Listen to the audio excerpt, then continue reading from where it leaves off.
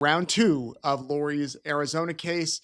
She does not want Judge Justin Beresky on her trial, which is kind of interesting that she's filed this motion. That's what we're going to talk about tonight, and I want to answer some of your questions. So please put them in the comments below. But Lori has been insistent all along that her trial happen, that she has a speedy trial, and that it gets done. She has demanded that. But now she's asking for a new judge to come into the case, which would postpone her trial. She filed this motion. We got our hands on it today, and let's just jump right into it. Now, you might recall at the hearing last week, well, I guess now 2 weeks ago, at the tail end of that hearing, this is what she said to Judge Beresky. Your Honor? Yes. I would have to ask that you would recuse yourself from the obvious personal bias that you have against me and send us to master calendar for this scheduling of a trial. And what personal bias is that? A lot, obviously, the personal bias that you're showing right now and that you've shown on the FTR several times during the trial. Okay, well, I don't have any personal bias, all right? I've over-accommodated you on when you have to disclose things. In fact, your expert should be summarily precluded today, and I haven't done that. All right? So You denied every single one of my motions since for a year and a half that I've been here. Every single one of my motions has been denied. And have any of those motions not have merit? You've denied every single motion. I think I was here this morning about 15 minutes ago when I granted your motion to meet with your attorneys over the lunch hour. I have granted other motions of yours, okay? That's the first motion that you've ever granted Well, in my behalf. file motions that have a legal basis, and I might grant them. So you're saying none of my motions have had merit? Not many, no. And none of the motions that my first team, you denied every one of my first team's motions, you denied every one of my second team's motions, and now you've denied every one of my motions until today. I haven't denied every one of your motions. Every single one of their motions was denied, every single one of the second team's motions were denied, and all mine. So you didn't come into this with any bias against me in the first place? Again, file a motion that has legal merit, okay? And none of my attorneys ever filed a motion with any legal merit? They filed a motion on your behalf, the first team, to preclude media coverage, and I issued my ruling according to the law, all right? They filed a motion to have you dressed out, not in jail clothes during hearings like this, okay? That was not based in law. I denied that motion. So I've ruled on the motions as required by law. Without any kind of a conclusion of law in them, just denied, denied, denied, denied. Does that not show a bias and a prejudice against one single person? All right, are you done? Are you not going to recuse yourself? No, I'm denying your motion. Anything else? So he denied the motion. That didn't stop her from filing a paper motion. And here is what it says, or at least part one of it. I'm going to try to zoom in here so hopefully you can see that. It says the defendant Lori N. Daybell files this motion and her affidavit is required to show that the Honorable Justin Beresky has a personal bias or prejudice against her. As a result, the defendant cannot receive a fair or impartial hearing or trial before this court. Based on the affidavit, the defendant respectfully moves that the Honorable Justin Beresky proceed no further in this action and that another judge be assigned to hear the case. Now, many of you, I know, have commented that you believe the judge has been overly fair to her, a little too fair, some of you have said, in the fact that he's, told her multiple times that he can't give her legal advice, but at some points it does appear that way, that he is kind of helping her along in a way. I have not observed that. I believe that the judge has been fair and he has been out of the spotlight, you could say, not trying to persuade things one way or another. But this is what so she attached an affidavit to her motion. And this is what she says. I, Lori Daybell, being duly sworn, say, Mrs. Daybell has made multiple motions for Judge Justin Beresky to recuse himself from her cases. He has refused. And he willingly violated the Code of Judicial Conduct, Canon 1-2, manifesting bias, prejudice, and cannot be impartial in the defendant's case. On May 14th, the defendant's case are in the worldwide media networks. Okay, let me stop there. I got to reread that. On May 14th, 2025, the defendant's cases are in the worldwide media networks. Justin Beresky refused to recuse himself in direct questioning by the defendant. The judge proceeded to breach his duties of the Codes of Judicial Conduct Canon 1-2 by further commenting with opinions of the defendant's prior two groups of counsel, the defendant's advisory counsel, and the defendant's motions that he has denied without cause or decision to support his denial of requests. A judge should have recused himself related to the merits of their own ruling. In regard to complaint of judicial misconduct, a judge commits error of laws in the process of reaching discretionary conclusions in abuse of discretion. On the May 14th, 2025, court proceeding, Judge Beresky's behavior and judicial acts fall within the scope of, quote, bad faith. The acts were intentionally committed, and the judge knew or should have known that his actions were beyond a judge's lawful power and without lawful power of judge, but for corrupt purpose, which includes any other than faithful discharge of judicial duty. In Judge Carroll, she quotes case law, the motions that she quotes another case, I should say. The motions that the defendants prior to legal counsel teams, the defendant and her current advisory counsel have advised for the defendant to file for evidence and further motions of requests are crucial to the defense preparation. Witnesses, experts, evidence, proof of innocence, cross-examination, rebuttals, and foundation to the defense, all of which Judge Beresky has deprived the defendant of access to the evidence. A judge abuses his discretion in controlling discovery.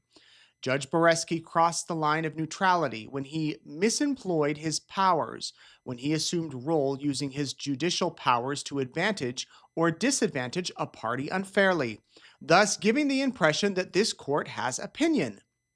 Improper judicial intervention results in prejudice. The, quote, facial expressions, attitude, demeanor, and statement deprive the defendant of a fair and impartial hearing violation in conduct that is prejudicial to the administration of justice.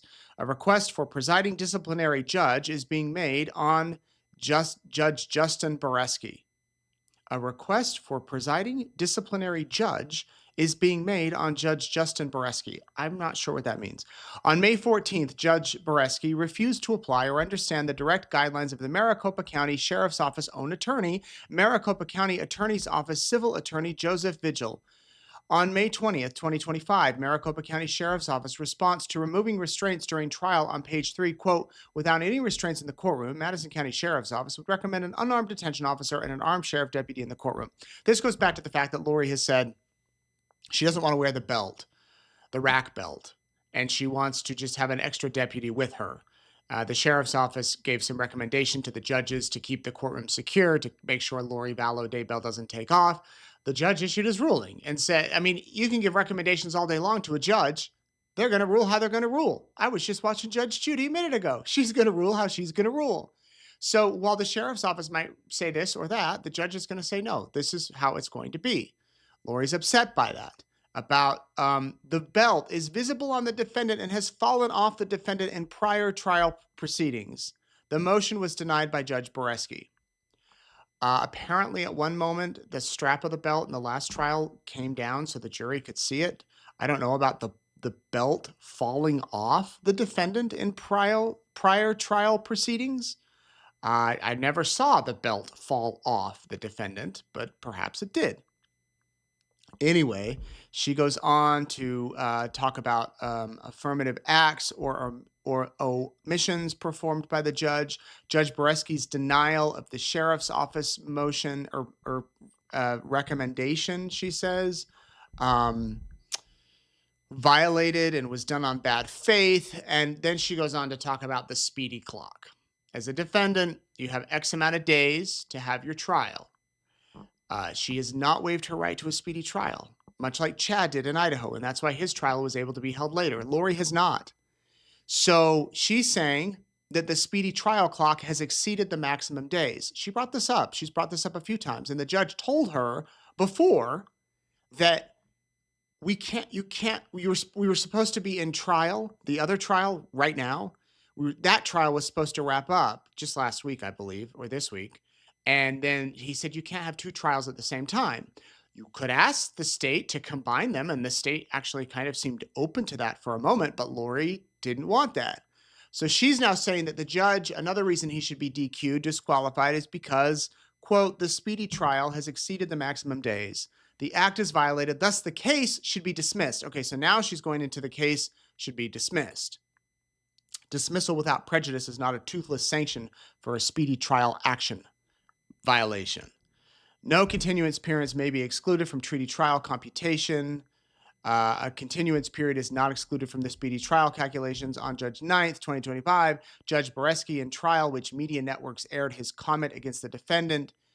Okay, so now she's going into another area. She's talking about the judge should be disqualified. I don't know if she listed any clear and concise reasons in the beginning, but then she went on to talk about how her trial wasn't given in a speedy amount of time. So that's another reason he should be disqualified. Now she's saying he should be disqualified because of a comment he made in the last trial when the prosecution objected to a line of questioning about faith and Nephi, I believe. Judge Beresky said, quote, I guess to the extent you're comparing yourself to those biblical figures, I will allow it. The statement in the statement to whatever the questioning she was doing with the witness. She goes on to write, Lori goes on to write, this was a malicious act by Judge Beresky to the defendant manifesting discrimination and religious persecution against Mrs. Daybell's religious exercise, belief, and practices. The comments compound the prejudice of an erroneous misunderstanding for the purpose of fundamental error. The defendant only needs to establish one prong to prove fundamental error. A judge who engages in improper behavior while on the bench is sanctioned, imposed, quote, unprofessional conduct, and violates a court rule. Under this, another rule, disqualification, one grounds a judge must recuse himself for any proceeding while a judge expressed an opinion concerning merits, and on and on and on. The comment is order for dismissal. She says, I am the defendant in the above entitled case. I am informed and believed, and based on information and belief, allege that the Honorable Justin Beresky, the judge before whom this case is pending, has personal bias against defendant Lori Daybell in favor of the state. A judge who manifests bias or prejudice in a proceeding impairs the fairness of the proceeding and brings the judiciary into disrepute.